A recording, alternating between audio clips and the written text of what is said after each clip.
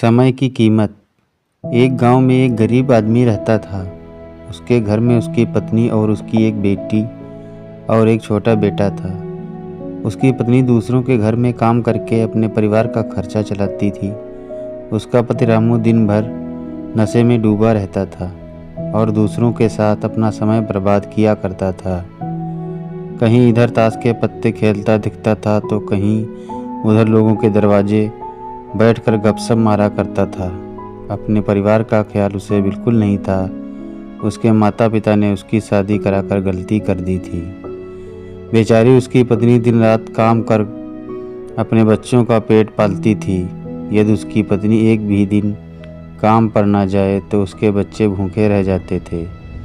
इसीलिए उसकी पत्नी हर दिन दूसरों के वहाँ काम करने जाया करती थी। लेकिन रामू को इन सब बातों से कोई फर्क नहीं पड़ता था। उसे बस अपना समय बर्बाद करके हंसी मजाक और पत्ते खेलने में बहुत मज़ा आता था। शाम को शराब पीकर घर आकर ज़ोर ज़ोर से अपनी पत्नी को चिल्लाता था। कई बार उसने अपनी पत्नी को मारा भी, लेकिन अब उसकी पत्नी करे भी तो क्या करे। वह तो अपने बच्चों को छोड़कर नहीं जा सकती थी।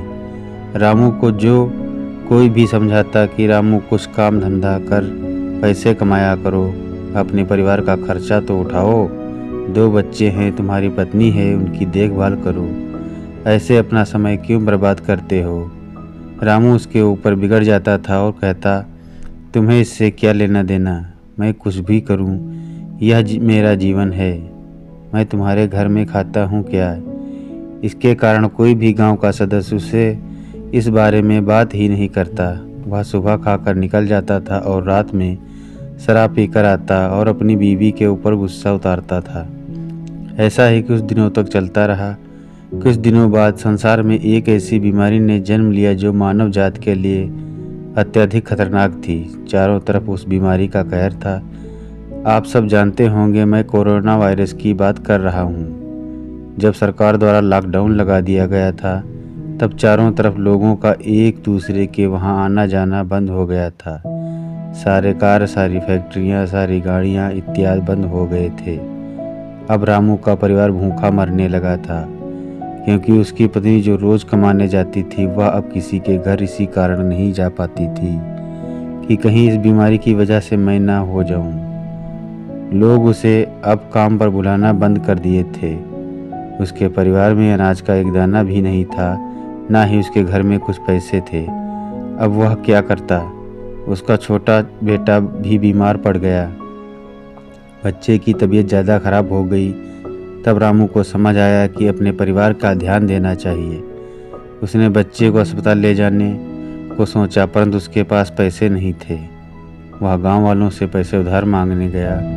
गांव वालों ने कहा, पहले कहने पर तो हम लोगों को ही जली कटी सुना देते थे, अब इस लॉकडाउन में हमारे पास कहाँ से पैसे आए जो मैं तुम्हें दूं। यही कहकर सब उसे लौटा देते थे। रामू बहुत परेशान था। अब करें भी तो क्या करें। वह चाहकर भी कुछ नहीं कर सकता था। पूरा दिन बीत गया। समय पर इलाज न मिलने के कारण उसके बेटे की तबीयत और भी ज़्यादा खराब होने लगी। तभी किसी तरह उसकी पत्नी जहाँ काम करती थी वहाँ से कुछ पैसे जुटा कर लाई और अब रामू अपने बच्चे को लेकर गांव के बाहर एक अस्पताल में पहुंचा।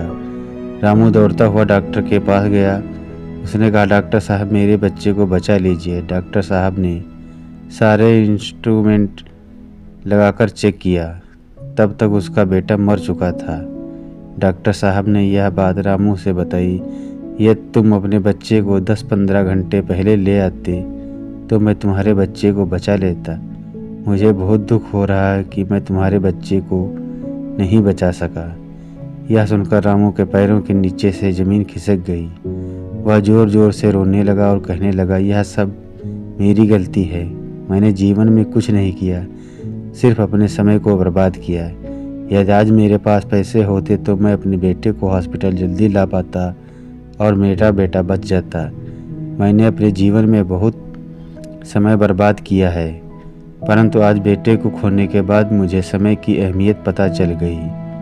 तो दोस्तों, हमें इस कहानी से यह सीख मिलती है कि हमें अपने समय को बर्बाद नहीं बल्कि उसका सदुपयोग करना चाहिए। तभी हमें जीवन में सफलता मिल सकती है। इस कहानी में अगर रामू पहले से कोई काम करता होता तो उसके पास पैसे होते और समय पर उसके बेटे का इलाज करा पाता, जिससे उसका बेटा आज भी जिंदा होता।